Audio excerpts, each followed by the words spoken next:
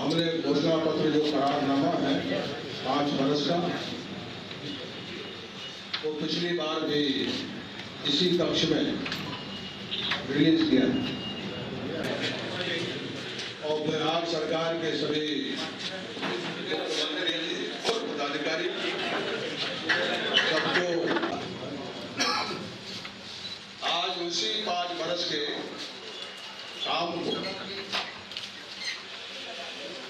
मजबूत करने के लिए उस काम को जो पूरे सूबे में जो रचना है, निर्माण है और पुनर्रचना है, उसी के आसपास ये सारा मैनिफेस्टो आगे कैसे बिहार की जो समूचे बिहार की जनता है, सूबा है, उसे चाहे शिक्षा का क्षेत्र हो, चाहे इंफ्रास्ट्रक्चर का मामला हो,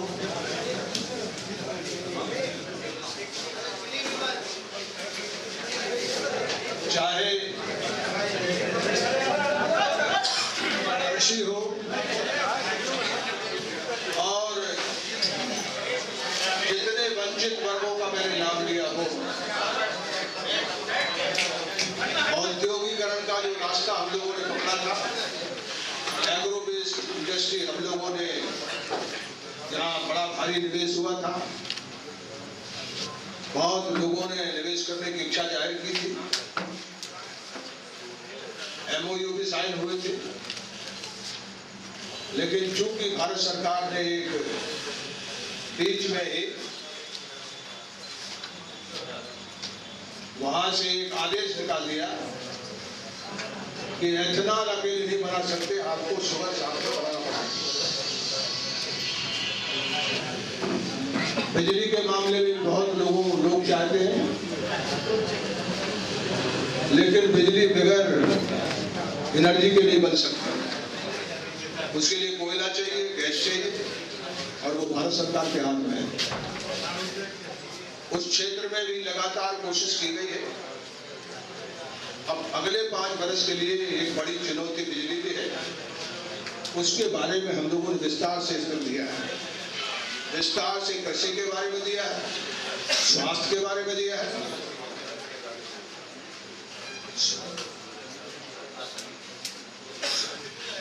स्वास्थ्य के बारे में, शिक्षा के बारे में, इंफ्रास्ट्रक्चर के बारे में विस्तार पूर्वक इसमें हम लोगों ने दिया है। कैसे बिहार में औद्योगिकरण बढ़ाया जाएगा, कैसे शहरीकरण का,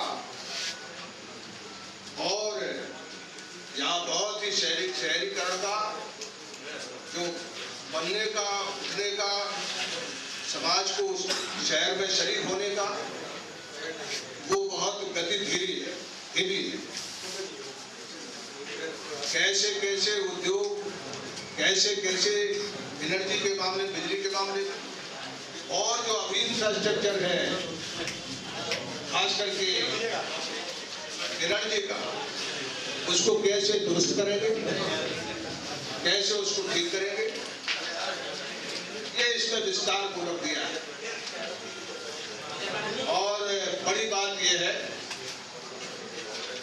कि बिहार को जहां माइनस ग्रोथ था, 5 वर्ष में हमारी सरकार ने 12% एवरेज है। हमारी सरकार ने नीतीश कुमार की अगुवाई में 16%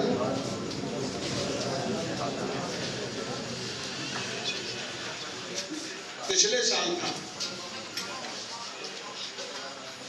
एनके सिंह जी बता रहे हैं ये सारा, और हमने जो पिछली बार कहा था वो जमीन पर भी उतारा है। मैं आपसे एक बात कहूं कि बिहार में हम ये नहीं कह रहे कि सब कुछ हमने कर दिया, लेकिन हमने सड़क विस्तार किया, हमने शिक्षा का विस्तार किया, हमने स्वास्थ्य का विस्तार किया, कृषि का विस्तार किया, हमने जो गरीब लोग, वंचित लोग हैं, उनके बारे में बहुत से कई कार्यक्रम दिए, कई कार्यक्रम बनाए। मैं मानता हूं कि उनको विस्तार से, और ये मैनिफेस्टो है वो पूरी तरह से समाज और बिहार, और जो बिहार का समाज है, व्यक्ति है, उसके हर तरह के विकास के रास्ते को कैसे पूरी तरह से सक्षम तरीके से चलाने के लिए सारा कार्यक्रम बना। अभी हमने बुनियाद रखी है और बुनियाद के विस्तार का इसमें काफी विस्तार से दिया हुआ है, और मैं मानता हूं कि इस सारी चीज को देने में, इस चीज को करने में जो हमारे मैनिफेस्टो कमेटी के लोग हैं उनको मैं बधाई देता हूं, शिवानंद तिवारी जी को और उनके सहयोगियों को, और इस मैनिफेस्टो बनाने में बहुत ज्यादा सक्रियता से नीतीश जी भी लगे रहे हैं। इसलिए इसमें मैंने कल रात को पढ़ा है। मैं चाहूंगा कि इसके पूरे मैनिफेस्टो के स्वरूप को जिस तरीके से और जिन शब्दों में वो रख सकते हैं, वो मैं रात को ही पढ़ा हूँ। वो 5 वर्ष सब कामों को किए, बुनियाद उन्होंने बनाई है, उनकी सरकार ने बुनियाद बनाई है। अब ये बुनियाद जो है वो कैसे एक भवन में आगे बढ़ेगी, इसके लिए मैं उनसे कहूँगा कि वो इस सारे मैनिफेस्टो के बारे में वो विस्तार से अपनी बात को रखें। पार्टी के राष्ट्रीय अध्यक्ष श्री शरद यादव जी, प्रधान महासचिव श्री केसी त्यागी जी, राज्यसभा में दल के नेता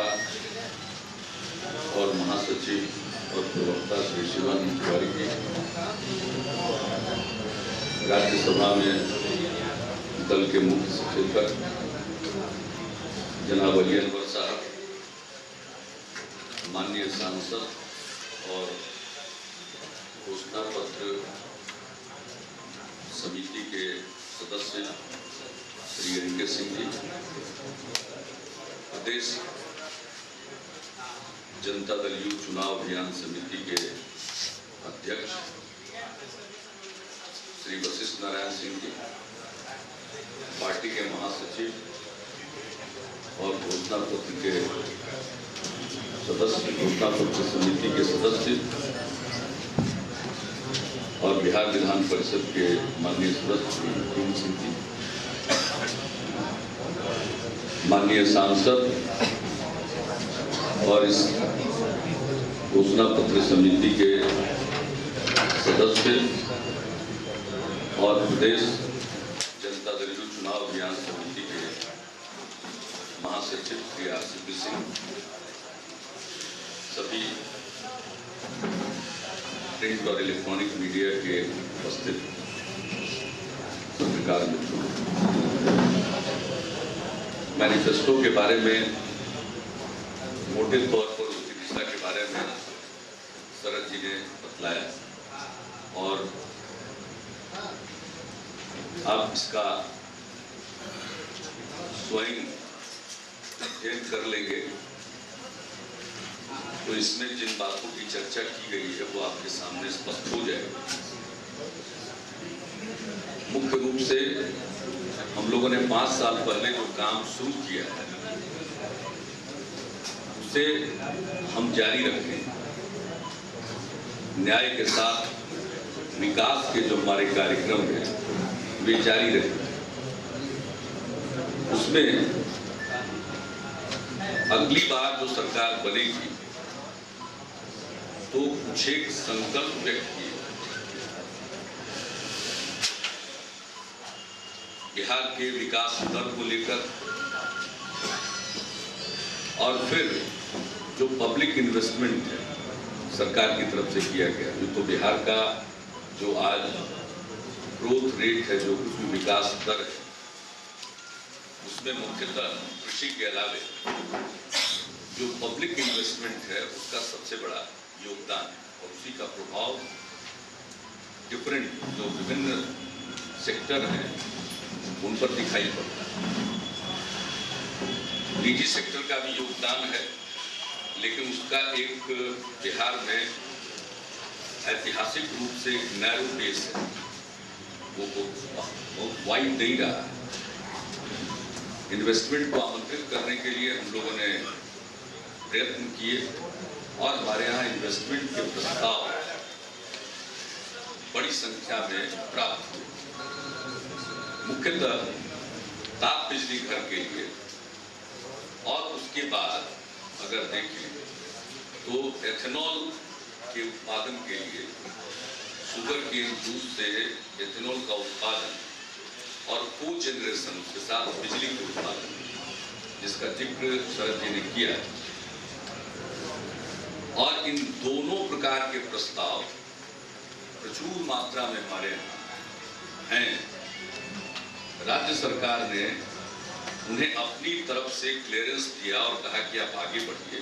यानी राज्य सरकार को अपने औद्योगिक प्रोत्साहन नीति के अंतर्गत जो उन्हें सहूलियतें देनी थी उसके लिए राज्य सरकार ने हामी भरी है। लेकिन जहां ताप बिजली घर के लिए कोयला के लिंकेज की जरूरत है और केंद्र सरकार ने 11th प्लान में किसी भी पावर प्रोजेक्ट को जो खास करके प्राइवेट सेक्टर में लाने की इच्छा रखते हो उनको, यहाँ तक कि अगले प्लान के लिए हम लोग कोशिश कर रहे हैं, वो लिंकेज नहीं दिया गया। और आज जो कहा जाता है कि बिहार में इन्वेस्टमेंट नहीं आया, तो बिहार में इन्वेस्टमेंट के जो प्रस्ताव, इन्वेस्टमेंट आए हैं, बहुत सारे लोगों ने इन्वेस्ट किया है डिफरेंट चीजों, लेकिन जो बड़ी मात्रा निवेश की हो सकती है वो इन क्षेत्रों में है। और ये दोनों बुनियादी क्षेत्र हैं। हमारे यहाँ इससे बिजली का उत्पादन होता, अपनी जरूरतों को पूरा करने के बाद भी ज्यादा बिजली होती जो देश की जरूरतों को पूरा करने में काम आ सकता है। एथेनॉल का प्रोडक्शन होता, शुगर केन का कवरेज बढ़ता, आच्छादन बढ़ता, गन्ना की खेती और बढ़ती, किसानों को और लाभ मिलता और उसके जरिए जो को जनरेशन होता, साथ साथ बिजली का उत्पादन होता। हमारे यहाँ जो अब तक के प्रस्ताव है वो 20,000 करोड़ रुपए के करीब सिर्फ एथेनॉल के मामले, और उनसे जो बिजली का उत्पादन होता साथ साथ को जनरेशन, वो लगभग 2000 मेगावाट का। उसमें से 600 मेगावाट उन मिलों की, फैक्ट्रियों की जरूरत को पूरा करने के लिए आवश्यक होता और बाकी 1400 मेगावाट हमारे ग्रिड में जाता है। तो इस प्रकार से जो हमारे निवेश के प्रस्ताव हैं उनमें एक तरफ कोल लिंकेज का नहीं दिया जाना और दूसरी तरफ एथेनॉल के मामले में जो राज्य सरकार ने कानून में संशोधन किया और भेज दिया केंद्र सरकार के पास आज से 3-4 साल पहले, अब तक उस पर केंद्र ने सहमति नहीं दी, यहां तक कि रिजेक्ट करके भी नहीं लौटा। तो ये तो उनका एटीट्यूड है। उसके चलते प्राइवेट इन्वेस्टमेंट नहीं आ पाया। जो कहते हैं लोग बाधा डाली, हमें कोई केंद्र से इस क्षेत्र में धन नहीं चाहिए, लेकिन अगर वो हमारा समर्थन या तो पोल लिंक या उसकी इजाजत देते तो उतने मात्र से इतने बड़े पैमाने पर इन्वेस्टमेंट होता कि जॉब क्रिएशन भी होता प्राइवेट सेक्टर में। तो बहरहाल मैंने इसकी चर्चा इसलिए की कि हमारा जो विकास का दर हो रहा है एग्रीकल्चर के अलावे और भी जो सर्विस सेक्टर है, मुख्यतः जो पब्लिक इन्वेस्टमेंट है उसके कारण हम आगे बढ़ रहे हैं। अगर ये निवेश आ जाता तो आप समझ सकते हैं कि हमारा ग्रोथ रेट कितना ज्यादा बढ़ सकता है।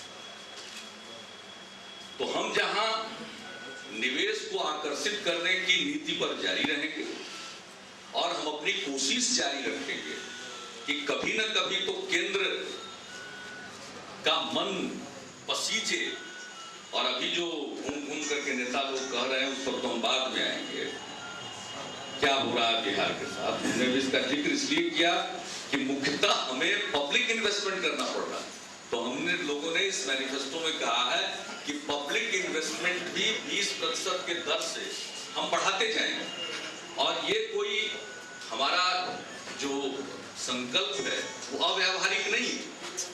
आप देख लें हम कहां खड़े थे, 4000 करोड़ रुपए का प्लान साइज हुआ करता था हम जिस साल आए थे, और वहां से बढ़ करके प्लान साइज पहुंच गया है 20,000 करोड़ रुपए। तो पब्लिक इन्वेस्टमेंट हम बढ़ाएंगे, ग्रोथ रेट और हमारा इंटरनल रिसोर्सेज बढ़। हमने कल भी एक दूसरे कार्यक्रम में आप लोगों के समक्ष मैंने ये बात रखी थी कि हमारा जो अब एनुअल प्लान है 20,000 करोड़ रुपए का, इसमें हमारा इंटरनल रिसोर्सेज और बोरोइंग, जो कि बोरोइंग हम FRBM एक्ट के लागू होने के बाद उस सीमा के अंदर ही कर सकते हैं। तो बोरोइंग और इंटरनल रिसोर्सेज मिलाकर हमारे योजना में 70% का योगदान और बाकी का 30% जो योजना के मद में केंद्र हर राज्य को मदद करता है गाडगिल फॉर्मूला के आधार पर। जो ग्रॉस बजटरी सपोर्ट का एक हिस्सा केंद्र के मंत्रालयों को जाता है, एक हिस्सा राज्यों में वितरित होता है फॉर्मूला के आधार पर। तो उससे उतना आ रहा। और जो लोग आते हैं वो तो यही बोलते हैं कि सब दिल्ली के पैसा से हो रहा है। अब आप ही समझ लीजिए कि 20,000 करोड़ में, और वो मेहरबानी नहीं है, वो परंपरा है और वो तरीका ही है। एक तो टैक्स डिवोल्यूशन की बात है, जो टैक्स के पैसे का बंटवारा होता है और योजना मद में जो हर राज्य को सहायता मिले। और यही कारण है कि प्लानिंग कमीशन बैठ करके हमारे एनुअल प्लान साइज को डिस्कस करता है कि आप इन सारे पैरामीटर पर ठीक चल रहे हैं या नहीं चल रहे। तो बहरहाल हमारा बहुत ज्यादा डिपेंडेंस पब्लिक इन्वेस्टमेंट पर हमारे ग्रोथ के लिए। और हमने इंफ्रास्ट्रक्चर के क्षेत्र में, खास करके सड़क के क्षेत्र में, पुल के क्षेत्र में, ब्रिजेज यानी सड़क के साथ जुड़ा हुआ है, उसमें काफी प्रगति हासिल। और दूसरा हमारा जो सोशल सेक्टर है उसमें हम लोगों ने बहुत कार्यक्रम बनाकर उन्हें क्रियान्वित किया, जो राज्य की योजना है। जैसे उदाहरण के तौर पर हम दे रहे हैं शिक्षा के क्षेत्र में हमने बालिका पोशाक योजना शुरू, फिर बालिका साइकिल योजना शुरू, अब तो बालकों के लिए भी साइकिल योजना हो गई उसी तरह, और पोशाक का एक्सपेंशन हो गया। अब क्लास 3 से ही क्लास 5 तक लड़का हो या लड़की सबों को हम पोशाक के लिए पैसा दें। तो एक उदाहरण के तौर पर हमने कहा। उसी प्रकार से सोशल सिक्योरिटी के लिए हमारा बिल्कुल यूनिवर्सल कवरेज है। जो बच्चे डिसेबल हैं उनके लिए, फिर जो विडोज हैं उनके लिए हमारा कवरेज ज्यादा वाइड है, जो भारत सरकार की स्कीम है उसके मुकाबले। तो इन सारी चीजों, और फिर उसके लिए बालिग होना जरूरी नहीं, जो विकलांग लोगों को, डिसेबल लोगों को, अशक्त निशक्त लोगों को जो पेंशन देने की योजना है, सबके लिए हमने लागू। तो इस प्रकार से मैंने कुछ उदाहरण दिए। या कन्या सुरक्षा योजना, फिर जो एक कम आय वाले परिवार हैं, उनके घर में अगर बच्ची की शादी होनी है, कन्या विवाह योजना है, तो हमने उस स्कीम को चलाया। या फिर कई क्षेत्रों में कब्रिस्तान की घेराबंदी की योजना, यानी ये कोई भारत सरकार की स्कीम नहीं है। उनकी जो स्कीम थी वो तो हवा हवाई है, पता नहीं कितने कब्रिस्तान की घेराबंदी हुई, हम नहीं कह सकते हैं, नाम मात्र अगर कहीं हुआ। हमने शुरू किया 8064 कब्रिस्तानों को आइडेंटिफाई करके, और राशि जितनी लगे हमने डीएम और एसपी की ज्वाइंट रिस्पॉन्सिबिलिटी उसमें दी कि आपको आइडेंटिफाई करने के बाद इसकी घेराबंदी करानी है, और वो माइनॉरिटी वेलफेयर डिपार्टमेंट से निकाल करके इस स्कीम को हमने होम डिपार्टमेंट में डाला, ताकि इसकी मॉनिटरिंग और डीएमएसपी इस काम को, तो उसके चलते हजारों कब्रिस्तान की घेराबंदी हो गई, 1500 के करीब पूरी हो गई, इतने ही के करीब में हाथ लगा हुआ है। तो ये सारा काम जो कर हर क्षेत्र में, चाहे वो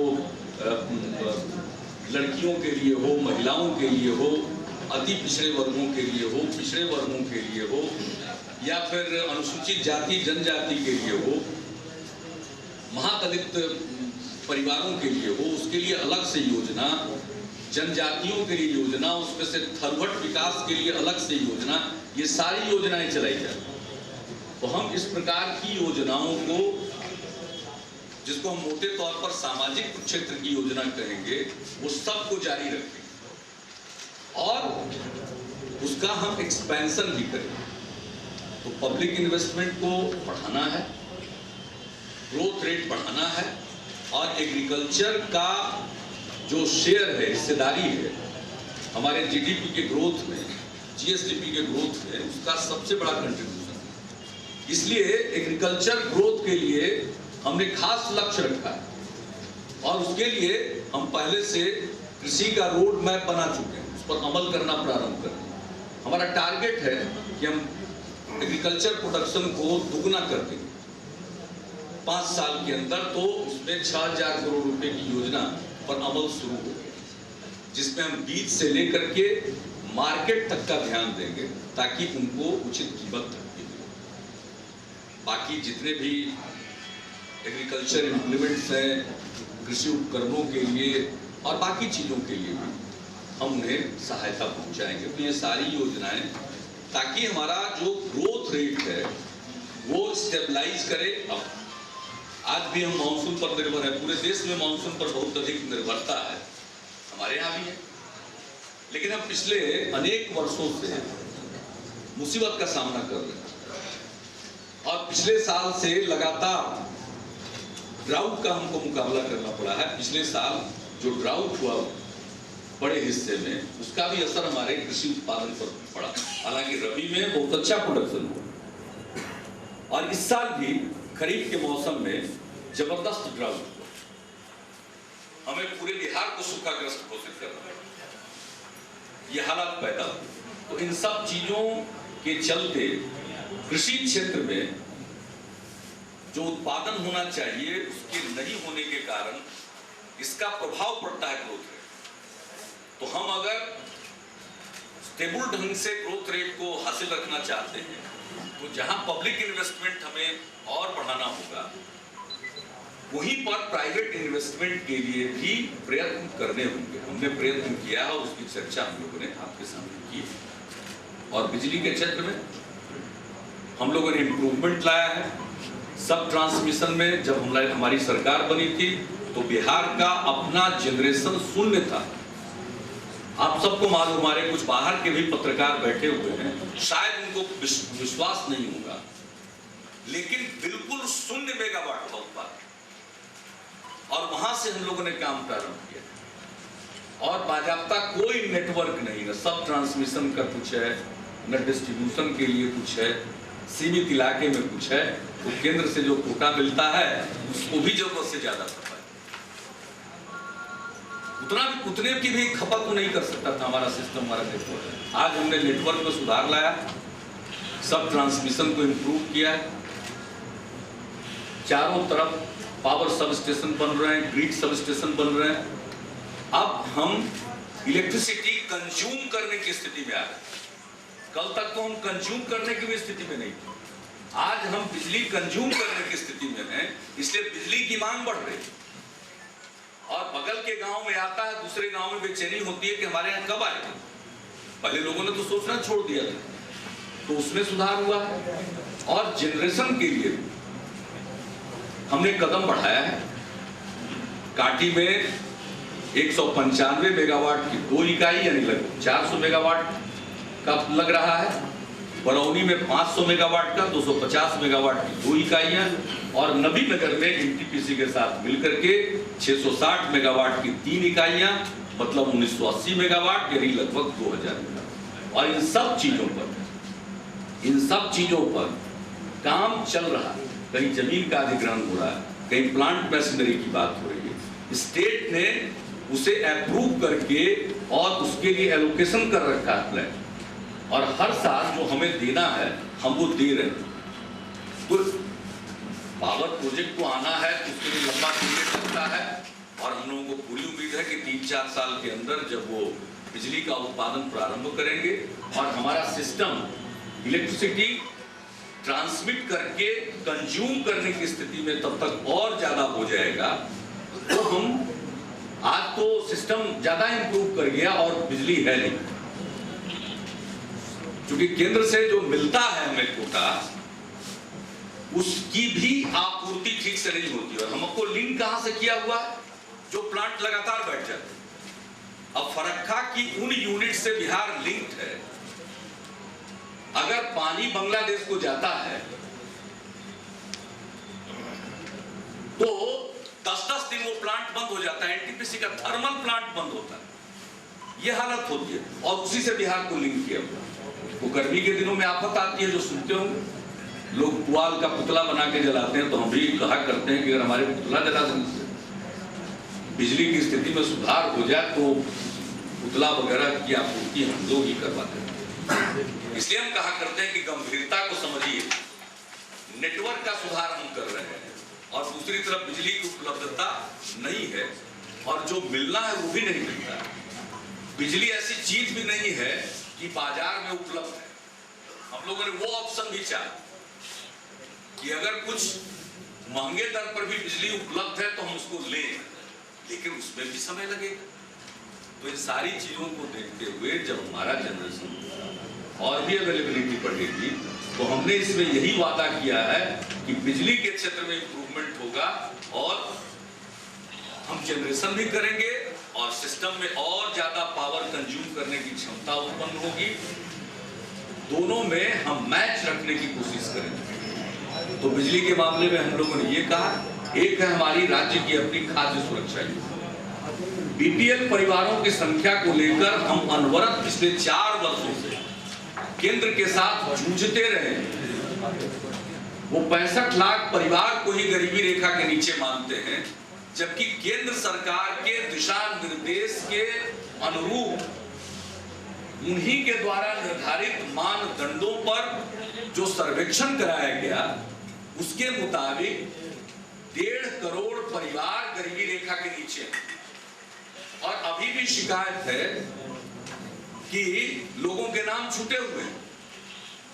तो लोगों के नाम और जुड़ेंगे तो गरीबी रेखा के नीचे रहने वाले परिवारों की संख्या और बढ़ सकती है।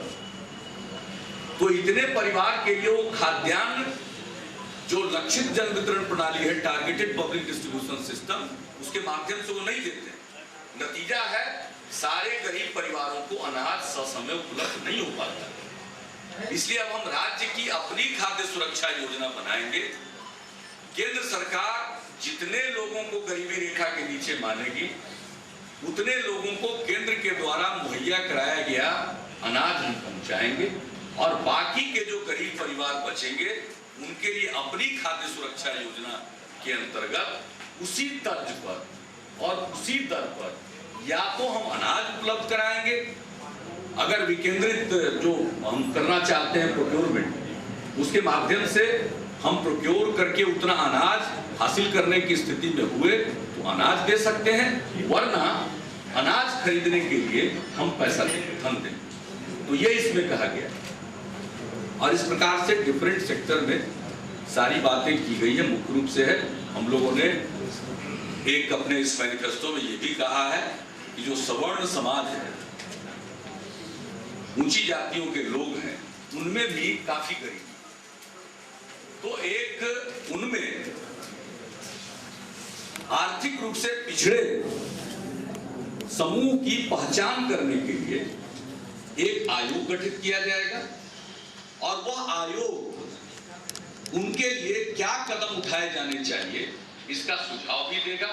तो इसलिए एक सवर्ण समाज में आर्थिक रूप से कमजोर तबके के लिए एक आयोग गठित किया जाएगा जो आइडेंटिफाई करेगा और उसके लिए चार के लिए वो कदम भी सुझाएगा। ये हम लोगों के मैनिफेस्टो में ये बातें कही गई है।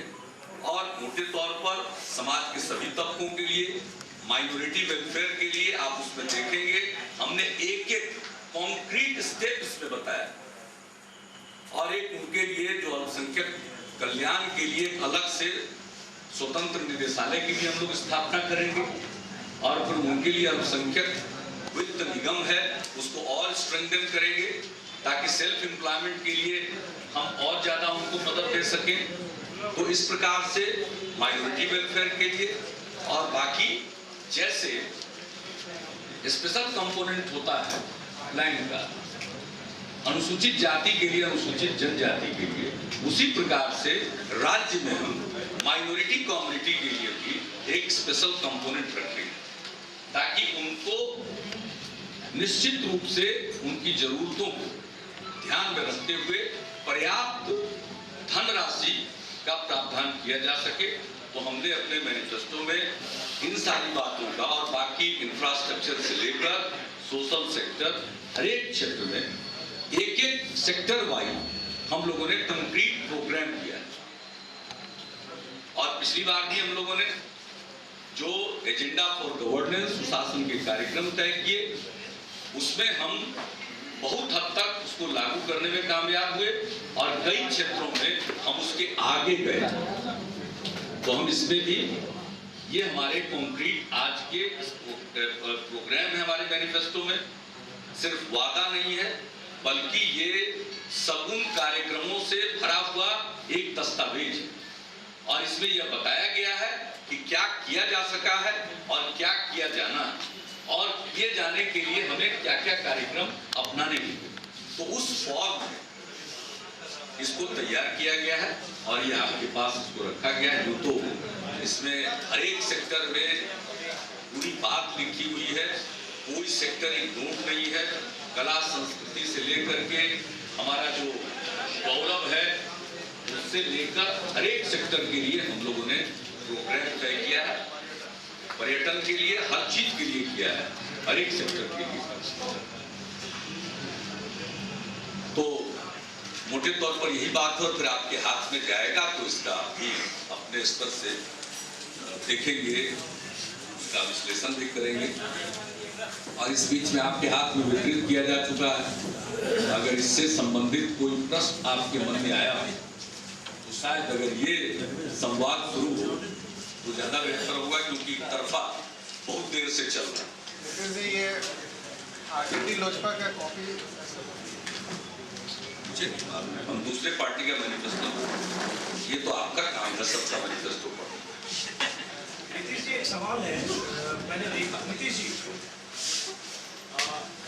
तमाम चीजें हैं लेकिन एक चीज है इन्वेस्टमेंट, जो बाहर से इन्वेस्टमेंट आएगा या तो उसकी प्लानिंग है। मैं इसमें देख रहा हूँ बहुत सारे इन्वेस्टमेंट की फ्यूचर प्लानिंग, लेकिन किसी भी स्टेट के विकास के लिए जो सबसे अधिक जरूरी उसके बाद होता है कि कितना इन्वेस्टमेंट आता है, कितनी इंडस्ट्री आती है। शुरू में हमने डिटेल एक्सप्लेन किया और इसमें उसका जिक्र भी है। जो हमारे इन्वेस्टमेंट के प्रपोजल स्टेट से क्लियर होकर पेंडिंग है, प्राइवेट इन्वेस्टमेंट की बात कर रहे थे और उसका हमने डिटेल इसलिए शुरू में ही उसकी चर्चा की कि हमारे एफर्ट के बाद भी जो केंद्र से पॉलिसी सपोर्ट की इच्छा करते थे वह नहीं मिला और इसके कारण नहीं हुआ। और दूसरी चीज है, आपने प्रश्न किया हमारे यहाँ जो हम प्राइवेट इन्वेस्टमेंट की बात करते हैं, हम उस बैकग्राउंड में आपको बार बार बता रहे थे कि चूंकि केंद्र ने पॉलिसी सपोर्ट नहीं दिया, इसलिए वो चाह करके भी इन्वेस्टर इन्वेस्ट नहीं कर पा रहा है। तो वैसी स्थिति में हमें पब्लिक इन्वेस्टमेंट बढ़ाना पड़ेगा। उस सिलसिले में भी हमने उसी को एक्सप्लेन किया, प्राइवेट इन्वेस्टमेंट को एक्सप्लेन किया। अब प्राइवेट इन्वेस्टमेंट के जो हमारे प्रस्ताव हैं, अगर कोल लिंकेज और इथेनॉल को मंजूरी मिलती है तो ये सारे प्रस्ताव फ्रक्टिफाई होंगे, सब लागू हो जाएंगे, आ जा सकते हैं या इसमें से अधिकांश आ जा सकते हैं। दूसरी बात है कि हमने इसमें भी एम्फसाइज किया है स्पेशल कैटेगरी स्टेट, जो विशेष राज्य का दर्जा है वो बिहार को मिलना चाहिए। बिहार हर दृष्टिकोण से विशेष श्रेणी के राज्य का दर्जा प्राप्त करने का हक रखता है, और अगर वो मिलता है तो वैसी स्थिति में जो टैक्स में छूट केंद्र की तरफ से मिलेगी तो और भी कई प्रकार के इन्वेस्टमेंट आ सकते हैं।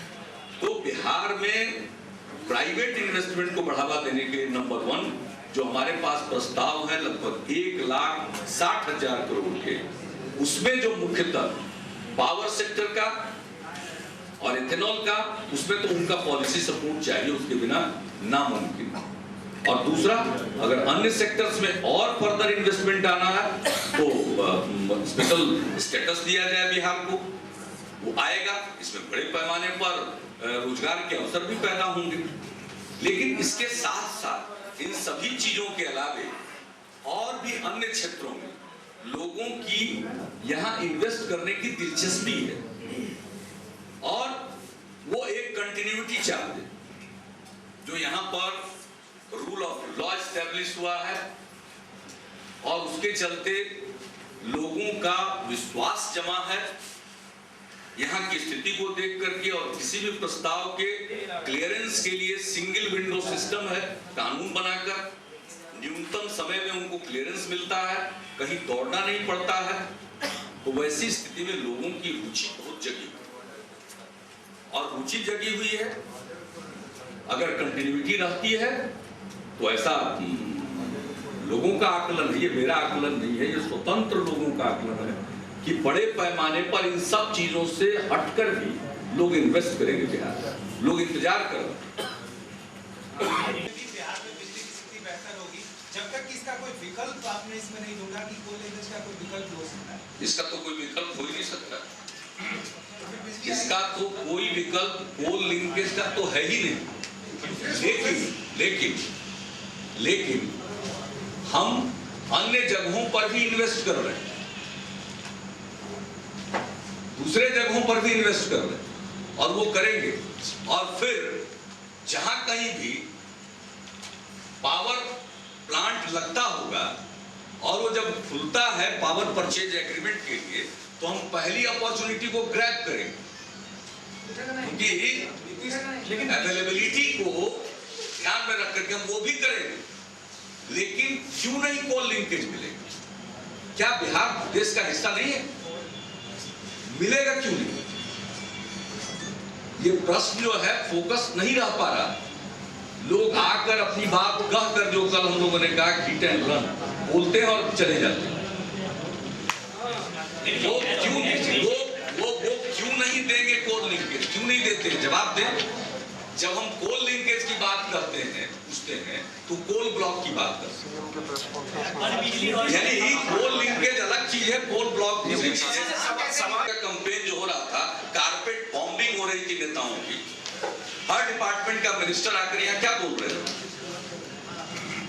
हम लोग कोल लिंकेज की बात कर रहे हैं तो कोल ब्लॉक की बात कर रहे हैं। कोल ब्लॉक तो वैसा ही है ना कि आदमी कह रहा है आपको खाना दो, तो आप उसको जमीन का पट्टा दे रहे हैं कि ले जाओ जमीन का पट्टा, तुम अनाज उपजाओ और उसके बाद खा लेना। आज जो कोयला खनन हो रहा है, आज जो अवेलेबल है, उसमें हमारे पावर प्लांट्स को और बिहार को कोल लिंकेज क्यों नहीं मिलना चाहिए? और रीजनल इम्बैलेंस इस प्रकार का कब तक चलेगा? कब तक चलेगा रीजनल इम्बैलेंस? इसी से जुड़ा सवाल ये है कि जब तक और ये हक की लड़ाई है, ये हक की लड़ाई है, और इसमें जागृत मीडिया भी अपनी भूमिका निभाएगा। इसमें वही बात है ना कि जब तक औद्योगिक निजीकरण तब तक नहीं हो सकता जब तक बिजली सही नहीं हो, क्योंकि कोई भी इन्वेस्टमेंट के लिए आएगा सबसे पहले ठीक है आपने इंफ्रास्ट्रक्चर दिया, सड़क दे दिया और लॉ एंड ऑर्डर दिया, लेकिन उसके बाद मूलभूत चीज होती है बिजली है कि नहीं। अगर तो 100 करोड़ में इन्वेस्टमेंट करेगा बाहर का प्राइवेट इन्वेस्टर, आपने बहुत सारे इन्वेस्टर से मिलते हो, बिजली उसके बाद बुनियादी चीज। आप जो सवाल पूछ रहे हैं इसका जवाब तो आपके सवाल में ही है। मुख्य रूप से आपको बता तो रहे हैं कि हमारा इन्वेस्टमेंट का प्रपोजल है ताप बिजली घर का, बिजली बनाने के लिए तो प्रपोजल लोगों ने दिया है, और दूसरा एथेनॉल का, उसमें को जनरेशन। तो ये एक डिवीजन 3 साल बाद अगर होगा, नहीं, इसमें तो एक तरफ कोल लिंकेज चाहिए और दूसरी तरफ एथेनॉल बनाने का परमिशन चाहिए। ये इन्वेस्टमेंट तो तुरंत आ जाए, ये इन्वेस्टमेंट तो तुरंत आ जाए। और आप जो बोल रहे हैं उसी के लिए तो हम लोग चाह रहे हैं कि भाई बिजली होगी तभी तो और इन्वेस्टमेंट आएगा। हम तो बुनियादी क्षेत्र इतना ज्यादा बुनियादी क्षेत्र में इंफ्रास्ट्रक्चर के क्षेत्र में इन्वेस्टमेंट आ रहा है। जी इथेनॉल से रिलेटेड एक सवाल करना चाहूँगा आपसे। जी मैं सुमन हूँ आउटपुट से, मैं सवाल इथेनॉल से रिलेटेड करना चाहूँगा आपसे, क्योंकि एक पॉलिसी मैटर आपने उठाया और ये इशू हमेशा जो आपका कैनवस रहता है कि ये फेडरल स्ट्रक्चर में जो है छोड़ करती है कांग्रेस सरकार की यूनिवर्सिटी का। दूसरा मुझसे रिलेटेड सवाल है कि ये इथेनॉल जो है एक बाई प्रोडक्ट है, ये मेन प्रोडक्ट नहीं है। जो मेन आपका है फैक्ट्री, आपका इंफ्रास्ट्रक्चर हुआ है शुगर फैक्ट्री। इस सवाल से दूसरा रिलेटेड सवाल मैं जानना चाहूँगा कि मिनिस्ट्री ऑफ पेट्रोलियम, इथेनॉल एक ऐसा प्रोडक्ट नहीं है जिसको ओपन मार्केट में डंप किया जा सके, इसके अपने सर्टेन पैरामीटर्स हैं। क्या मिनिस्ट्री ऑफ पेट्रोलियम ये आपके पास ऑलरेडी कोई बायर ये प्रपोजल एक्सेप्ट था, और अगर नहीं था हमारे सवाल कंप्लीट कर, मैं ये जानना चाह रहा हूँ कि सरकार के स्तर पर, मिनिस्ट्री के लेवल पर आपका प्रपोजल कहाँ हुआ? आप दूसरे डायरेक्शन में चले गए। ये जो हमारे यहाँ एथेनॉल का प्लांट लगाना चाहते हैं ये सब इंतजाम किया हुआ है। उनके अरे ठीक है, ये वो जो लीड टाइप होता है उसके अंदर इथेनॉल का प्रोडक्ट किया जाता है। एक ही बात को कितनी बात करेंगे, सामने वाले को इतना मूर्ख मत समझिए। मैं समझ रहा हूँ, मैं जानना चाह रहा हूँ। आप सुन तो लीजिए ना, तो आप क्यों उस पर जा रहे हैं, बता ही तो रहे वही। हमारे यहाँ जो इथेनॉल के जो इन्वेस्टमेंट करना चाहते हैं इथेनॉल के प्रोडक्शन के लिए, उन्होंने इन सारे बातों का इंतजाम कर रखा है कि उनका मार्केट क्या होगा, कहाँ जाएगा। हमारी रुचि तो इन्वेस्टमेंट में, और हमारे यहाँ जान लीजिए शुगर केन का प्रोडक्शन बहुत आसान है। आज जहां शुगर केन का प्रोडक्शन हो रहा है 29-30 इरिगेशन की जरूरत होती है। हमारे यहाँ या तो नॉर्थ बिहार में जरूरत ही नहीं होगी और कभी कभार जरूरत होगी तो 2-3 इरिगेशन की जरूरत होगी। हमारे यहाँ इन्वेस्टर इसलिए इंटरेस्टेड, और उसके साथ मेरी दिलचस्पी उसमें है कि साथ साथ को जनरेशन की, तो बाकी चीजें तो वो करेंगे। हमारा प्रपोजल पेट्रोलियम मिनिस्ट्री से रिलेटेड नहीं है, हमारा प्रपोजल सीधे शुगर केन जूस से एथेनॉल बनाया जा सकता है और एक्ट में अमेंडमेंट का है। ये प्रस्ताव रुका हुआ है, हम तो अमेंडमेंट चाहते हैं ताकि वो बना सके। तो एक्ट में अमेंडमेंट हुआ, उन्होंने कहा कि नहीं साहब जो शुगर प्रोडक्शन करेगा, ये है कि हम तो इन्वेस्टर को कंपेल नहीं कर सकते। शुगर का मार्केट इतना फ्लक्चुएट करता है कि एक साल बहुत अच्छी कीमत दिलाता है, अगले साल केंद्र सरकार शुगर इंडस्ट्री को सहायता देती, तो उसके साथ अगर ये चीजें होती हैं तो उनको फायदा होता है। दूसरी बात, एक तरफ प्रधानमंत्री जी की चिट्ठी हम लोगों को मिली कि पेट्रोल में एथेनॉल को मिक्स करने को बढ़ावा दिया जाए। तो एक तरफ तो आपकी पॉलिसी है कि हमारा जो पेट्रोलियम प्रोडक्ट का इंपोर्ट बिल है वो कम हो, इसलिए ये एकेडमिक डिबेट है, ये इंटरनेशनल लेवल पर भी चलता है। कभी पेट्रोलियम लॉबी हावी होती है तो एथेनॉल के मामले में फूड सिक्योरिटी का प्रश्न उठता है, और रिन्यूएबल सोर्स ऑफ एनर्जी है, ये अक्षय ऊर्जा है, ये अक्षय ऊर्जा है। आपसे जानना चाहूंगा, छोटा सवाल है कि आमतौर पर एथेनॉल जहां पर भी दुनिया में प्रोडक्ट हो रहा है, आमतौर पर जो ब्राजील को एग्जांपल दिया जाता है, एथेनॉल जो है जिस लॉबी के पास है, जिस इंडस्ट्री के पास रहता है, उसमें आम आदमी का कोई भला नहीं होता है। आम आदमी की हैसियत ये है कि आप एक किसान की हैसियत एक मजदूर से ज्यादा उसको कुछ नहीं है। मैं ये जानना चाह रहा हूँ कि ये बेनिफिट है इसका। लेकिन आप तो आर्गुमेंट कर रहे हैं पेट्रोलियम लॉबी की तरफ से। समस्या ये है मैं आपके वर्कर की तरफ से बात कर रहा हूँ। कुछ नहीं, बेनिफिट डिस्ट्रीब्यूशन अरे एकेडमिक डिबेट हो सकता है। नहीं, एक बात बताइए ना, एकेडमिक डिबेट हो सकता है। ये किसको नहीं मालूम है इस दुनिया में कि पेट्रोलियम लॉबी और इथेनॉल लॉबी के बीच में कॉन्फ्लिक्ट चलता है? हमको उससे क्या लेना देना?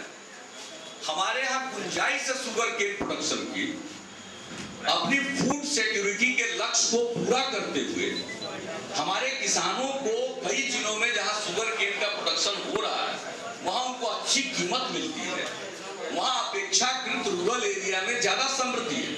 हम आंख से देख रहे हैं, तो हम लोग भी चाहते हैं कि इंडस्ट्री आए, उस पर आधारित। हमारे यहाँ तो कोई माइंस मिनरल्स है नहीं कि हमारे इंडस्ट्री आएगी। अगर शुगर केन से इथेनॉल बन सकता है, जो कि सरकार ही कहती है कि इथेनॉल को बढ़ावा देना चाहिए, तो ये तो गवर्नमेंट की पॉलिसी है।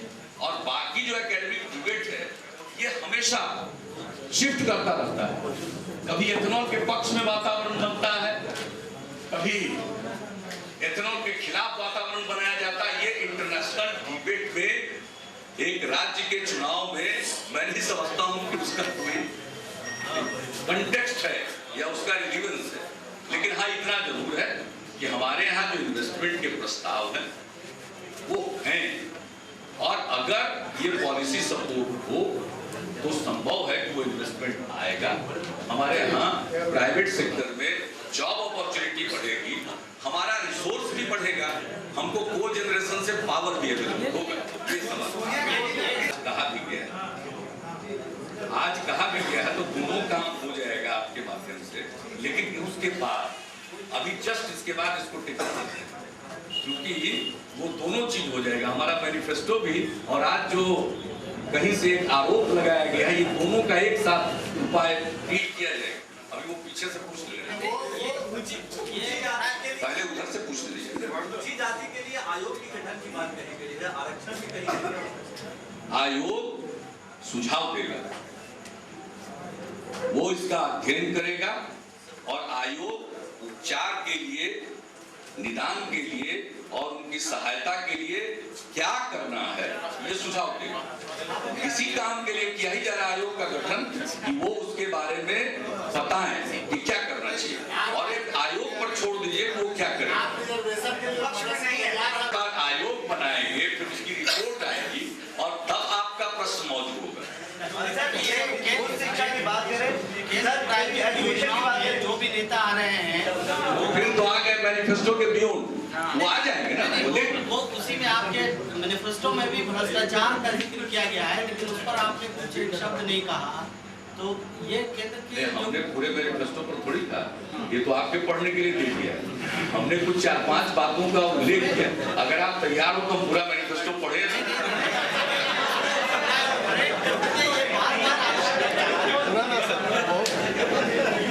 भ्रष्टाचार के लिए हमने जो भ्रष्ट लोक सेवकों की संपत्ति जब्त की जाएगी और कानून लागू हो गया। कई महीना, लगभग 1 साल तक केंद्र से सहमति मिलने में विलंब हुआ और अब लागू हुआ है। और कई लोगों के मामले में संपत्ति जब्त करने के लिए, कन्फिस्केट करने के लिए पिटीशन डेजिग्नेटेड अथॉरिटी के में फाइल किया जा चुका है। सरकार अगली बार बनेगी, जितने इस तरह के तत्व हैं और जिनके बारे में भी सूचना मिलेगी उनके बारे में हम लोग जांच पड़ताल करके संपत्ति को जब्त करने की कार्रवाई करें, ताकि भ्रष्टाचार करने वाले सबक सीखें। मैं तो उस दिन का इंतजार कर रहा हूं कि जिस दिन भ्रष्टाचार से अर्जित संपत्ति में किसी का आलिशान मकान हो, उसको कन्फिस्केट करें और उसमें बच्चों के पढ़ने का स्कूल खुलवा दें। शिक्षा, माध्यमिक शिक्षा सारी कुछ का बात किया है। आपके मैनिफेस्टो में कहीं कुछ नहीं है। यहाँ तो काम हो रहा है उस पर। इसी बिहार में चाणक्य लॉ यूनिवर्सिटी बन गया, ये आपको दिखा नहीं? चंद्रगुप्त इंस्टीट्यूट ऑफ मैनेजमेंट बन गया IIM के तर्ज पर। लॉ यूनिवर्सिटी बन गया तो 6-7 जगह पर ही है। ये सब आपको दिखा नहीं? IIT पटना आ गया, 500 एकड़ जमीन हमने दी। NIFT आ गया, इंदिरा गांधी ओपन यूनिवर्सिटी का रीजनल सेंटर यहाँ आ गया। इतनी अनेक चीजें आ गई 5 साल में। और अति उच्च शिक्षा के क्षेत्र में अगर वो दिख नहीं रहा है, कई बार उसका कन्वोकेशन तक हो गया। अब कैसे भूल गए? हमको लगता है उस कन्वोकेशन में अब को याद पड़ता है। जब देखा कि वो जो स्टूडेंट जो पास आउट किए थे हैट छाप रहे थे, आप लोगों तस्वीरें छापी थी, वो किसका था? और फिर हमारी योजना हम लोगों ने उस पर काम किया कि सेंटर ऑफ एक्सीलेंस बनाएंगे। इसमें भी जिक्र है अपने हमारे मैनिफेस्टो। अलीगढ़ मुस्लिम यूनिवर्सिटी, अरबी फारसी यूनिवर्सिटी, आर्यभट्ट ज्ञान विश्वविद्यालय बनाया। उसमें सारे नहीं, वो तो अंतरराष्ट्रीय चीज है, वो तो बहुत बड़ी चीज है। अति उच्च शिक्षा वाला नालंदा विश्वविद्यालय की स्थापना, उसके लिए जो पहल हुई है राज्य की तरफ, और अब सेंट्रल एक्ट बन गया, बहुत बड़ी बात हुई है। उसमें जो इनिशिएटिव लिया गया है तो बड़ा इनिशिएटिव है। और ये जो आर्यभट्ट ज्ञान विश्वविद्यालय, वो किस चीज का इनिशिएटिव? जितने तरह के इंस्टीट्यूट खुलेंगे वो उसके साथ संबद्ध होंगे। स्थापित जो यूनिवर्सिटीज हैं वो अपनी परंपरा और अपने नियमों से बंधे हुए हैं, उसमें बहुत कुछ सुधार नहीं कर पा सकते।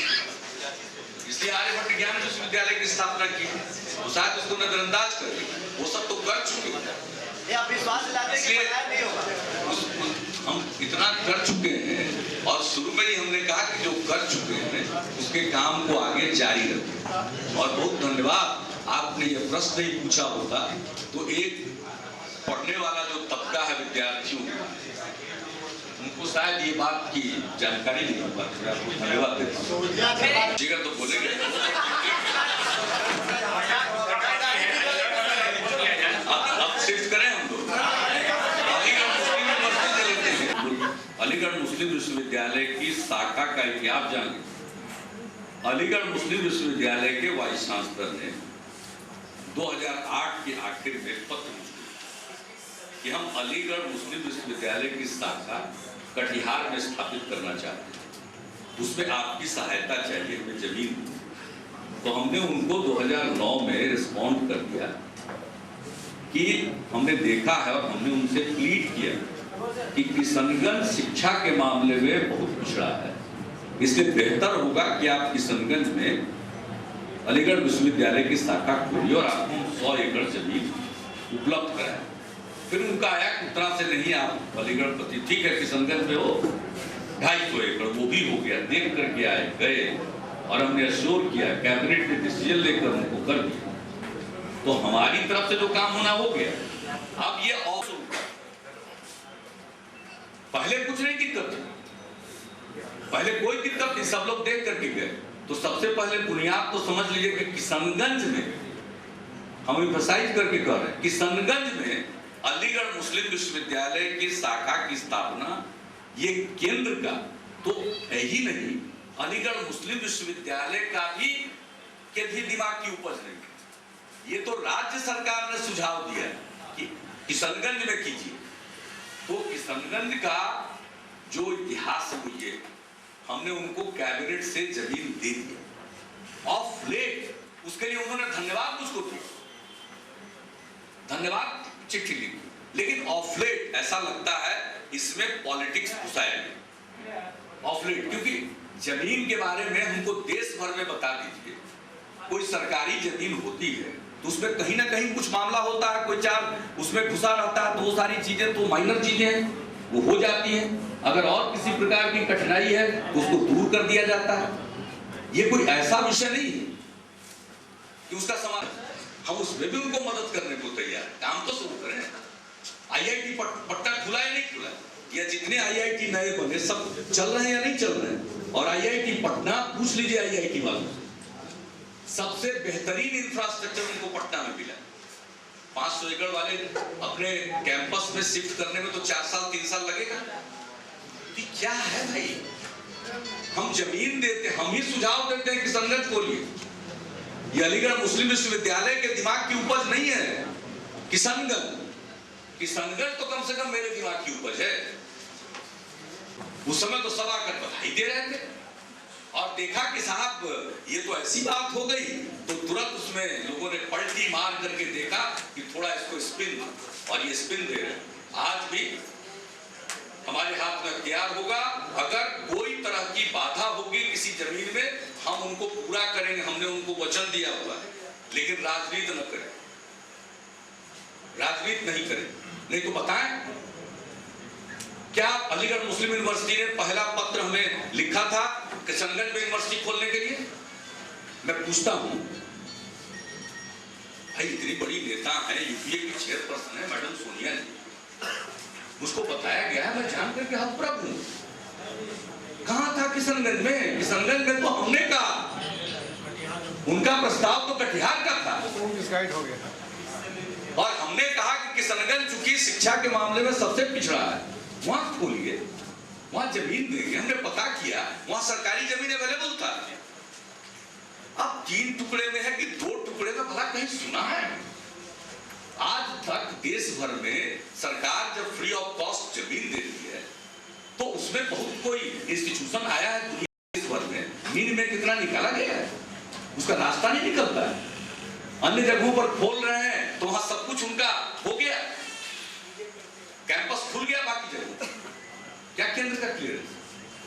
आप किशनगंज में अब तक काम करते, जमीन तो मिली गई, हम कमिटेड, हमारे कैबिनेट का फैसला, उस जमीन में किसी प्रकार की कठिनाई है उसको भी दूर कर देंगे, दूर किया जा सकता है। लेकिन ये तो बात हमारी सरकार थी, आज चुनाव है, मॉडल कोड लागू है, और आप इस मॉडल कोड के एज में इस प्रकार की बात कर रहे हैं जिसके लिए ऑफिशियल डॉक्यूमेंट को सामने लाना पड़ सकता है।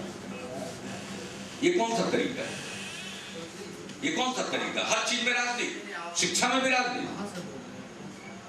आप मेरी मानसिकता देखिए कि हमने कहा कि किशनगंज में खुलना चाहिए और हमारे सरकार की पहल देखिए, और आपको ये सारे डॉक्यूमेंट है, आरटीआई एप्लीकेशन फाइल करके ले लीजिए वो सारे डॉक्यूमेंट। उन्होंने क्या पहली चिट्ठी लिखी, आज तो हम मॉडल कोड में बंधे हुए, बहुत सारा ऑफिशियल डॉक्यूमेंट तो हम आज नहीं दे सकते हैं आपको। दूसरे लोग कुछ बोल सकते हैं, बड़े लोगों की बड़ी बातें, हम लोग तो साधारण लोग हैं, हम लोगों को वो लिबर्टी नहीं है। लेकिन है कहां? किशनगंज का नाम अलीगढ़ मुस्लिम विश्वविद्यालय से लाया किसने? उसके सिलसिले में हमको इसका उत्तर तो कोई दे कांग्रेसी। पहले तो उनके सांसद हैं मौलाना साहब को आके धन्यवाद देते थे, और आज पलटी मार गए। ऐसा कहीं होता है? समस्याएं आ सकती है, मैं तो नहीं जानता हूं, और आज मैं इस विषय पर फाइल देख करके कोई तो निर्णय करने की स्थिति में नहीं हूं। सरकार बनने दीजिए, हमने इसलिए उसमें लिखा है कि अगर किसी प्रकार की बाधा होगी तो दूर करेंगे, और इसका श्रेय लेने की कोशिश न करें। ये लोगों की खिदमत करनी चाहिए। और अलीगढ़ मुस्लिम यूनिवर्सिटी का किशनगंज में हम क्यों चाहते थे, आपको भी कारण और पता कि अलीगढ़ मुस्लिम यूनिवर्सिटी में स्कूल भी खुलता, और हमारे यहाँ सिर्फ विश्वविद्यालय शिक्षा की बात नहीं, किशनगंज शिक्षा के मामले में इतना पिछड़ा हुआ है, उसमें स्कूल की भी जरूरत है। तो हमको लगा कि अलीगढ़ मुस्लिम यूनिवर्सिटी स्कूल भी खोलेगा तो बहुत अच्छा है, तो इसके लिए हमने उस जगह का चयन किया, और आज राजनीति कर रहे हैं। किशनगंज में हमने सेंटर ने क्लियरेंस दिया, क्या क्लियरेंस दिया? हमको बताए ना, क्लियरेंस देते तो किशनगंज के किसी मकान में काम शुरू होता है, नहीं होता है? क्या होता है क्लियरेंस का मतलब? आईआईटी चल रहा है नहीं, निफ्ट चल रहा है कि नहीं चल रहा है, उद्योग भवन, सारे इंस्टीट्यूट पहले इसी तरह से चलते हैं। बड़े से बड़े कोई भी इंस्टीट्यूट कहीं ऐसा हुआ कि उसका कैंपस पहले बना है तब इंस्टीट्यूट शुरू हुआ? इंस्टीट्यूट शुरू होते हैं, कैंपस बाद में आता है। इनके से ये दुनिया भर में घूमते रहते ही बताते हैं यूनिवर्सिटीज कैसे खुलते हैं, कहां से काम शुरू होता है। दिल्ली विश्वविद्यालय कितने कैंपस जरा हमको बताइए ना, दिल्ली विश्वविद्यालय कितने कैंपस में बटा हुआ? तो इसलिए देखिए, ये सारी बातें विस्तृत राजनैतिक फायदे के लिए की जा रही है, और ऐसे मौके पर ये मुद्दे उछाले गए हैं या इसमें स्पिन दिया गया है जबकि चुनाव आने वाला है। और आप आरटीआई एप्लीकेशन फाइल करके सारा डॉक्यूमेंट ले लीजिए, आपको पता चल जाएगा। दूध का दूध और पानी का पानी हो जाएगा। पहली चिट्ठी कब आई, बाद की चिट्ठी क्या आई, कब कौन क्या कहा, सब बात आ जाएगी। कैबिनेट का क्या फैसला है, उस पर क्या चिट्ठी गई, आप ले सकते हैं। उस पर तो कोई मॉडल कोड लागू नहीं होता आरटीआई एप्लीकेशन पर। कोई बातों पर गौर करे, देखिए सब मिले हुए हैं, आरजेडी, लोजपा, कांग्रेस, ये मिली भगत है। दोनों एक सोची समझी रणनीति के अंतर्गत एक समझौते के तहत एक दूसरे पर हमला कर रहे हैं। और मैंने पहले ही बता दिया था कि किस प्रकार का इतिहास है। 97 से 2000 तक कांग्रेस के चलते राबड़ी जी की सरकार बची। 2000 में हंग असेंबली आई, कांग्रेस ने कहा था कि किसी तरह से लालटेन नहीं पकड़ेंगे। हमारी सरकार 7 दिन में गई और उन्होंने, कांग्रेस ने उनका साथ दिया। 23 एमएलए, एक स्पीकर बने और बाकी 22 मंत्री बने। शायद एक ने ज्वाइन नहीं किया क्योंकि उनकी सीनियरिटी का इन लोगों ने ख्याल नहीं रखा। दूसरी की तरफ से एमएलए थे, उनको राज्य मंत्री बना दिया, तो एक चले। लेकिन कांग्रेस की तरफ से नेता को, जो कि भूतपूर्व प्रधानमंत्री है, लोकसभा की अगली बेंच पर जगह कैसे मिली? इसलिए ये सब मिले हुए हैं, मिलजुल करके कर रहे हैं। सब अलग अलग ढंग से हम लोग पर अटैक कर रहे हैं, लेकिन जनता सब कुछ देख रही है, सब कुछ समझ रही है। वो सबको इस चुनाव में उचित उत्तर देगी। लेकिन कोई हो तब तो कौन सी योजना, कैसे नहीं, कौन सी योजना, कैसी योजना, किस प्रकार की योजना, आपको जरा बताएं तो। हमारे यहाँ तो प्रधानमंत्री ग्राम सड़क योजना के बारे में वो कहते हैं कि प्रगति कम है। तो प्रगति कम इसलिए है कि केंद्रीय एजेंसी को बनाना था, उसने सबसे नहीं बनाया। अब जो राज्य एजेंसी बना रही है उसको पैसा नहीं दे